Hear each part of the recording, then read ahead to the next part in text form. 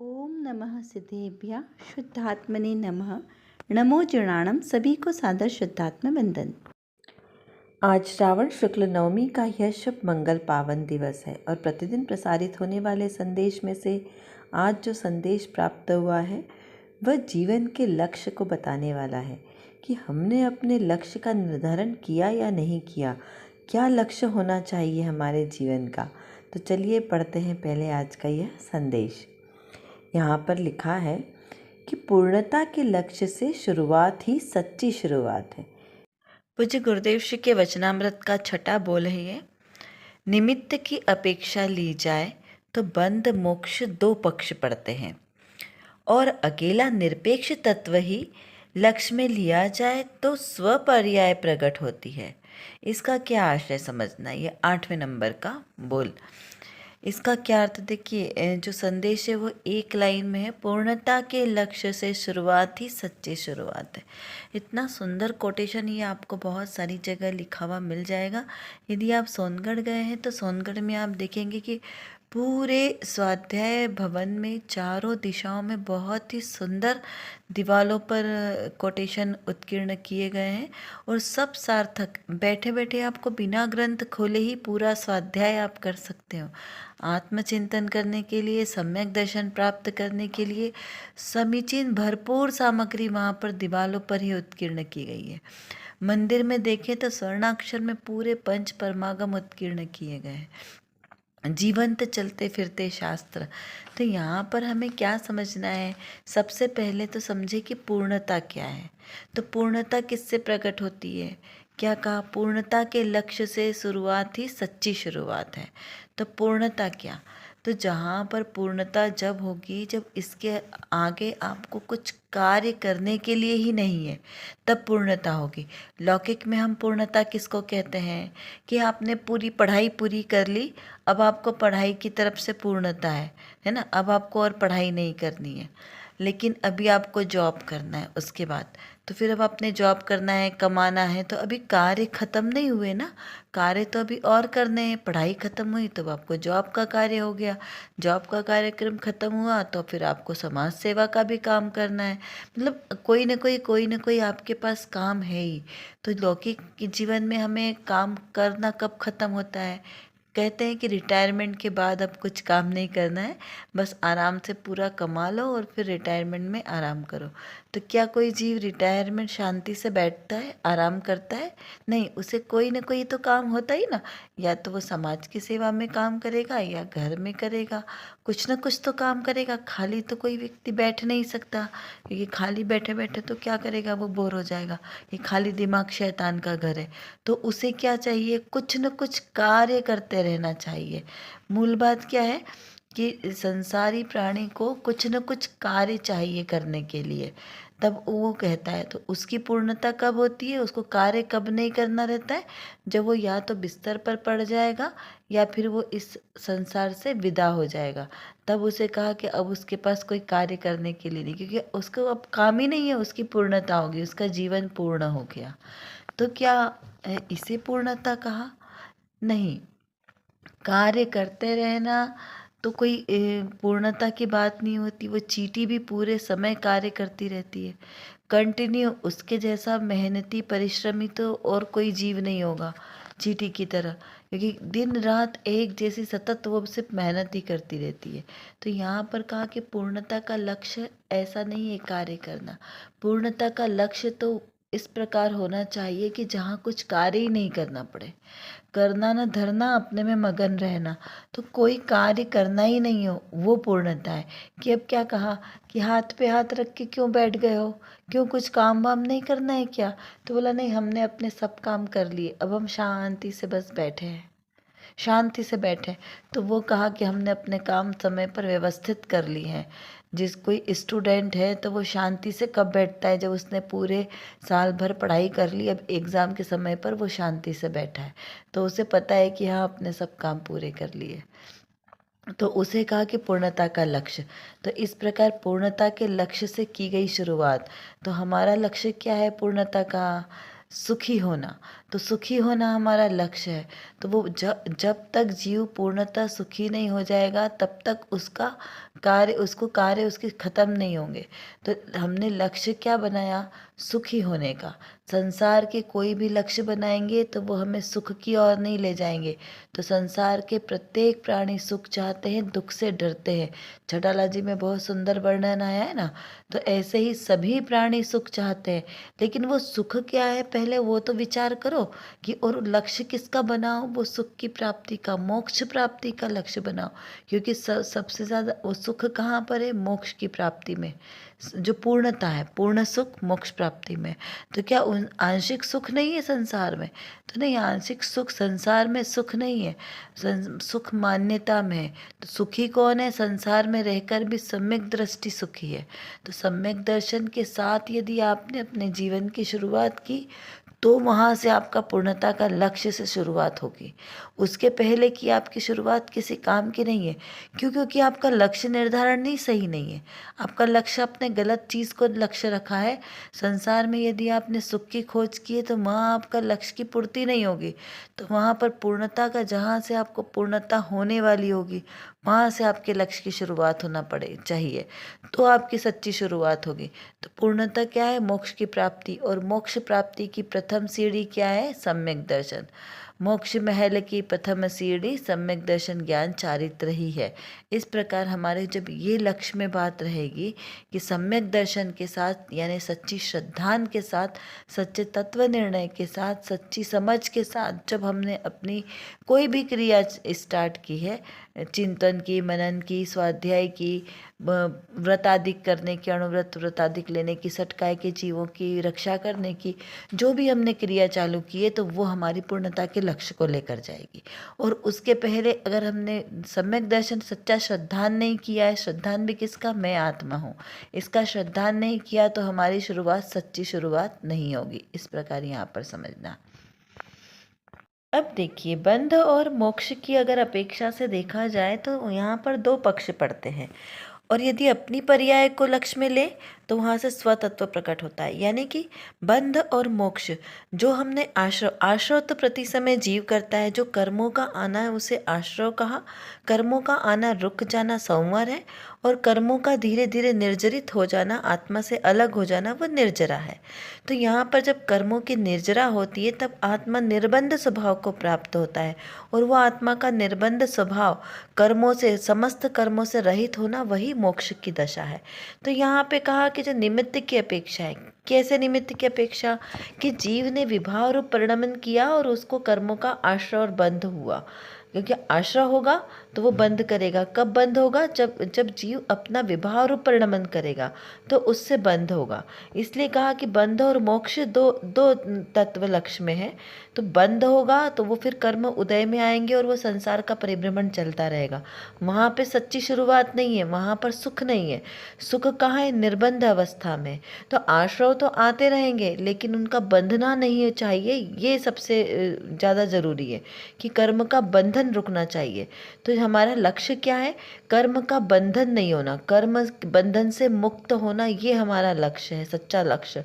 तो जब हमारा कर्म बंधन से मुक्त होने का लक्ष्य पूरा होगा तो हमारी सच्ची शुरुआत हुई। वहाँ पर हमारा आत्मा शुद्ध अवस्था को प्राप्त होगा। तो ऐसा आत्मा जो है कर्म से निरपेक्ष तत्व, जो मेरा आत्मा है, क्योंकि उसमें कर्म की कोई अपेक्षा नहीं है। जीव तत्व में जो स्वाभाविक तत्व है जीव शुद्ध, उसके अंदर कर्म नहीं है। कर्म कहाँ है? बाहर बाहर में है। जैसे कमल जल में है लेकिन उसमें पानी उसके अंदर है क्या? नहीं है, वो ऊपर ऊपर बस है। तो उसी प्रकार जो मेरा आत्मा है वो कैसा है? निर्बंध स्वभावी आत्मा है। उसमें कर्मों के कोई निमित्त का अवकाश ही नहीं है। लेकिन विभाव रूप परिणमन करने से कर्म आत्मा में, आत्मा के साथ रहते हैं तो उससे आत्मा दुखी है। तो अब उसको, दुख को दूर करने के लिए क्या करना है? दृष्टि बदलनी है। जब मेरी दृष्टि अपने एकत्व स्वभावी एकमात्र जीव तत्व पर टिकेगी तो वहाँ पे अपने आप ही कर्म का बंधन रुक जाएगा। तो क्या करना है हमें? ज्ञाता भाव के साथ अपने आत्म तत्व को जानना है, पहचानना है, उसका ही श्रद्धान करना है कि मैं आत्मा हूँ, मैं कर्म से बंधा नहीं हूँ, कर्म से रहित एकमात्र शुद्ध त्रिकाली द्रव्य हूँ मैं। तो इस प्रकार जब लक्ष्य में रहेंगे तब असहज ही कर्म का बंधन नहीं होगा, और कर्म का बंधन नहीं होगा तो निरपेक्ष दशा प्राप्त होगी, और वही हमारे लक्ष्य की शुरुआत है। तो ऐसी स्वपर्याय प्रकट होगी। तो मेरी स्वपर्याय कौन सी है? सम्यक दर्शन, सम्यक ज्ञान, सम्यक चारित्र रूप, जो केवल ज्ञान रूप, ये मेरे ज्ञानादिक गुणों की ज्ञान रूप जो स्वभाव रूप पर्याय है, वो मेरी स्वपर्याय। स्वभाव में सब आ जाएगा। जो मेरे जीव तत्व का स्वभाव क्या है? पहले तो मैं जीव तत्व हूँ, इसका निर्णय करें कि मैं जीव तत्व हूँ। फिर मेरा स्वभाव क्या है, इसका विचार करें। जानना देखना, मात्र जानना देखना ही मेरा स्वभाव है, और मेरा कार्य क्या है? बस मात्र जानना जानना जानना जानना। तो वो जो जानन जानन जानन की पर्याय प्रकट हुई, वह मेरी पर्याय, शुद्ध पर्याय, स्व की, मेरी अपनी जो आत्मा के लक्ष्य से उत्पन्न हुई है, वो मेरी पर्याय। चलिए अब देखते हैं रत्नकणिका में कौन सा विशेष यहाँ पर प्रश्न किया है। ज्ञानी ने यहाँ पर पूछा है कि ज्ञानी के भोग की भी निर्जरा के कारण बनते हैं, इसका क्या प्रयोजन क्या है? क्या प्रश्न किया है?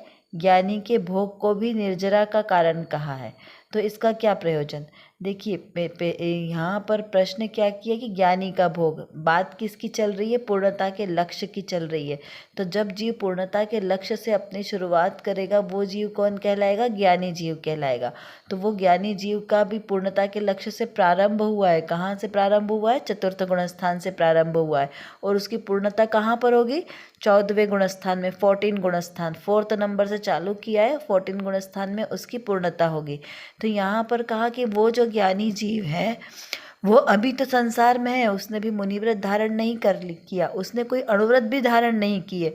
तो फिर उसके जो भोग संबंधी जितनी भी उसकी सब सामग्री है, वो उसको निर्जरा के कारण कैसे बन गए, ये उसको संशय है। और वही अज्ञानी जीव के पास भी वही सारी सामग्री है, तो वो उसको बंध का कारण कैसे बन गई? उसका समाधान करते हुए यहाँ पर कहा कि वहाँ पर भी वीतराग दृष्टि कराने का ही प्रयोजन है। क्या कहा? कि दृष्टि वहाँ पर वीतरागता की कराने का प्रयोजन है, भोगों के राग का पोषण कराने का नहीं है। भोग के समय भी ज्ञानी की वीतराग दृष्टि कैसे अबंध होती है, उस समय भी स्वभाव की श्रद्धा कैसे होती है, यह पहचान कराने का प्रयोजन है। प्रयोजन क्या है? उसको पूर्णता के लक्ष्य पे जाना है ना जिस जीव को, तो उसको पहचान कराई जा रही है कि देखो, ऐसे विषय भोग भोगते हुए भी तुम यहाँ पर इनसे भोगों से विरक्त हो। क्या कहा? भोजन करते हुए भी आप भोजन के भाव से विरक्त हो। आप जो भी क्रियाएं, सारी क्रियाएं लगा लेना कि सारी क्रियाएं सब वही चल रही है जो अज्ञानी जीव की चल रही है, लेकिन फिर भी तुम यहाँ पर इसके कर्ता भोक्ता नहीं हो।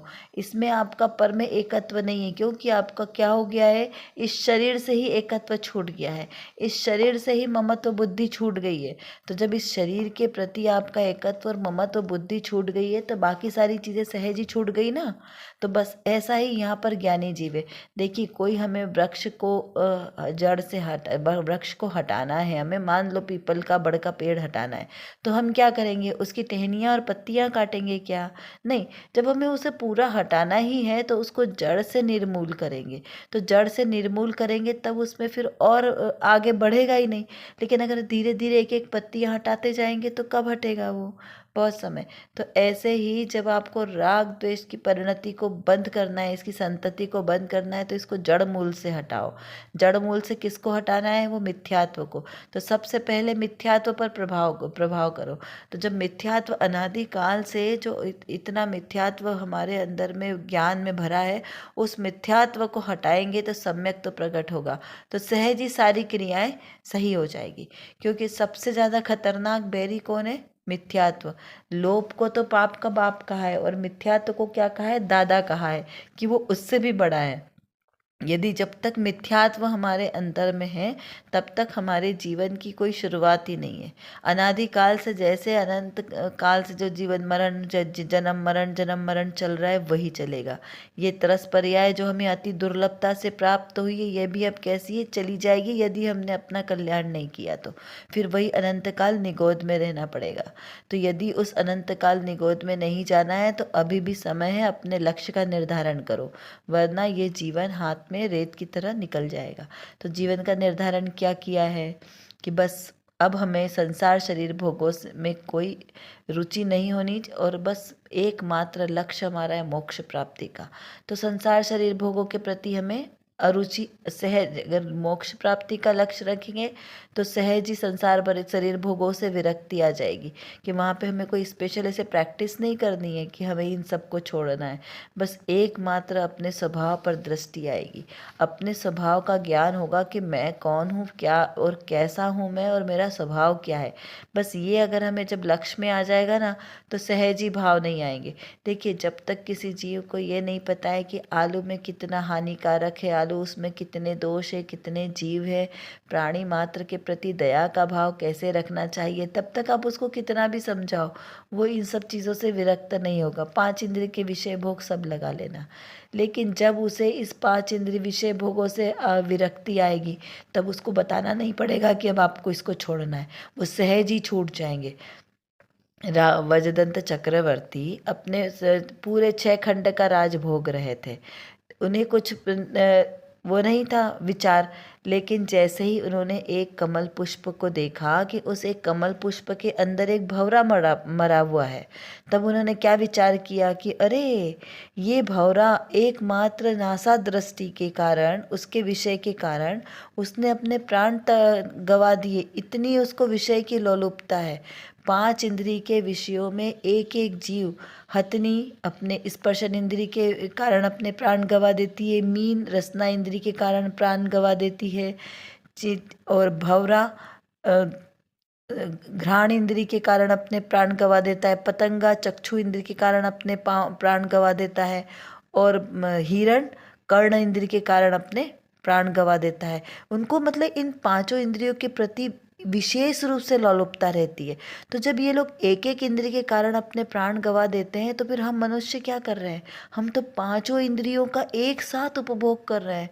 तो सोचो हमारी क्या दशा होगी। इस प्रकार विचार करके उन्हें संसार शरीर भोगों से विरक्ति हो गई और अपने आत्मस्वरूप को जानने की जो उन्हें तीव्र उत्कंठा हुई, तब वो वहाँ पे उनकी जीवन की शुरुआत प्रारंभ हुआ। क्यों?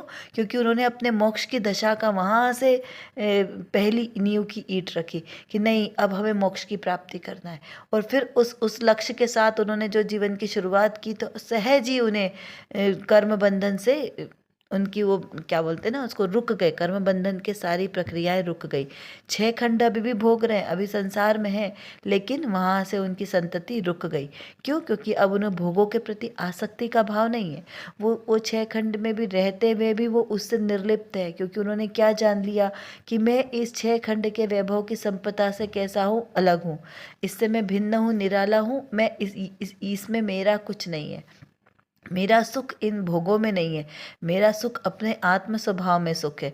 तो आत्म स्वरूप में स्थिरता, आत्म स्वभाव का जो उन्होंने लक्ष्य किया और आत्म स्वभाव में लीनता की, वहाँ से उनकी शुरुआत हुई। और उस लीनता के साथ धीरे धीरे सहज ही व्रतादिक लेने के भाव अंगीकार हुए, मुनि व्रत धारण करने के अंगीकार भाव हुए, और सहज शुद्धोपयोग दशा प्राप्त हुई। तो वहाँ पे कर्मों का आश्रय तो हो रहा था, लेकिन नवीन बंध अब रुक गया। तो यहाँ कहा कि वो बंध की संतति रुक गई, और जीव ने क्या किया? आश्रय लिया, अपने निस्वभाव का आश्रय लिया। तो निस्वभाव के आश्रय से जो पूर्व में कर्म बंधे थे, वो उदय में आए, क्योंकि पूर्व के कर्म तो उदय में आएंगे ही, वे उदय में आए और वो सहज ही निर्जरित हो गए। क्यों? क्योंकि हमने उनका लक्ष्य नहीं किया, उन कर्म के उदय में हमने कोई भी एकत्व ममत्व नहीं किया, इसलिए वो सहज ही कर्म अपना फल देकर चले गए। और आत्मा धीरे धीरे वो जो पूर्व के कर्म बंधे हुए थे, वो सब कर्मों से रहित हो गया, क्योंकि नवीन कर्म तो बंधे नहीं है, कर्म का बंधन रुक गया। तो वो आश्रव आते गए और निर्जरित होते गए, क्योंकि संवर का बल था ना, तो आश्रव का आना हुआ, इधर कर्मों की निर्जरा होते होते सहज ही सारे कर्म निर्जरित हो गए, और आत्मा अपने शुद्ध स्वभाव और परिणमित होकर शुद्ध अवस्था को प्राप्त हो गया। तो यही कर्म बंधन से रहित होने की दशा है, यही दशा हमें प्राप्त करनी है। ज्ञानी की दृष्टि में राग आदि भाव उपादेय नहीं है, एकमात्र अपनी आत्मा उपादेय है। तो इस प्रकार हमें क्या समझना है कि राग के काल में भी मेरा आत्मा राग से रहित वीतराग दशा वाला है, यही मेरी दशा है और निर्बंध स्वभावी है, कर्म से बंधा नहीं है। मेरा आत्मा स्वतंत्र, अपने ज्ञानादिक गुणों का धारक, ऐसा ये मेरा स्वतंत्र जीव आत्मा है। तो इस प्रकार से जब आत्मा को हम स्वभाव से स्वतंत्र रूप से अनुभव करेंगे तब यहाँ से कर्म का बंधन नहीं हो सकता। इस प्रकार हमको यहाँ पर समझना है कि दोनों की दृष्टि का विषय है कि दृष्टि आपकी जैसी होगी वैसी आपकी सृष्टि बनेगी। चलिए अब कुछ प्रश्नों के माध्यम से थोड़ा सा चिंतन करते हैं। क्या एकत्व स्वभाव में बंध और मोक्ष है? समयसार जी की तीसरी गाथा संवत्त सुंदरो लोए, लोक में सबसे सुंदर एकत्व स्वभाव है, तो वह कैसा है, इसका विचार कीजिए। जीवन की पूर्णता का क्या अर्थ समझना है? हमने विधान के बाद साधर्मी वात्सल्य भोज का आयोजन किया, तो ज्ञानी की क्या प्रतिक्रिया होगी और अज्ञानी की क्या प्रतिक्रिया होगी, वो सारे, क्योंकि बहुत वैभवपूर्ण विधान किया तो उस सब को देख कर दोनों की परिणति क्या होगी उसका विचार करना कीजिए। क्या हमने अपने लक्ष्य का सही निर्धारण किया है, इसका विचार कीजिए कि हमारे जीवन का लक्ष्य क्या है, हमारे जीवन का क्या लक्ष्य है और हम क्या कार्य कर रहे हैं, क्या हमारे जीवन के लक्ष्य की प्राप्ति का हम पुरुषार्थ कर रहे हैं या नहीं कर रहे हैं, इसका विचार चिंतन कीजिए। कर विचार तो पाम, हम जितना विचार करेंगे उतना ही हमारा विषय क्लियर होगा, क्योंकि हमारे पास समय की कमी है और जानना बहुत ज़्यादा है। और किसको जानना है? अपने ही ज्ञायक स्वभाव को जानना है। तो जब तक हम अपने इस ज्ञायक स्वभाव को नहीं जानेंगे तब तक हमारा कोई भी कार्य सिद्ध नहीं हो सकता। तो एकमात्र जो मेरे अंदर, मतलब मेरे आत्म स्वभाव में जो ज्ञान नाम का विशेष गुण है, इस गुण को एकमात्र अपने ज्ञायक स्वभाव को जानने में लगाएं तो निर्विकल्प दशा की प्राप्ति होगी। और इस निर्विकल्प दशा के ही आश्रय से हमें शाश्वत सुख की प्राप्ति होगी। तो वो शाश्वत सुख हमें प्राप्त हो, इसीलिए पुरुषार्थ करना आवश्यक है। उसके लिए व्यवहार से तो सच्चे वीतरागी देवशास्त्र गुरु का आश्रय लेना योग्य है, और निश्चय नय से मेरी निज शुद्धात्मा का आश्रय लेना ही सर्वश्रेष्ठ उपाय है। अभी के लिए बस इतना ही। विशेष चर्चा हम आगे की कक्षाओं में करेंगे। तब तक हम अपने आत्मस्वरूप को जानें, पहचानें और उसी में लीन रहें। इसी विशेष मंगल भावना के साथ आप सभी को सादर जय जिनेंद्र।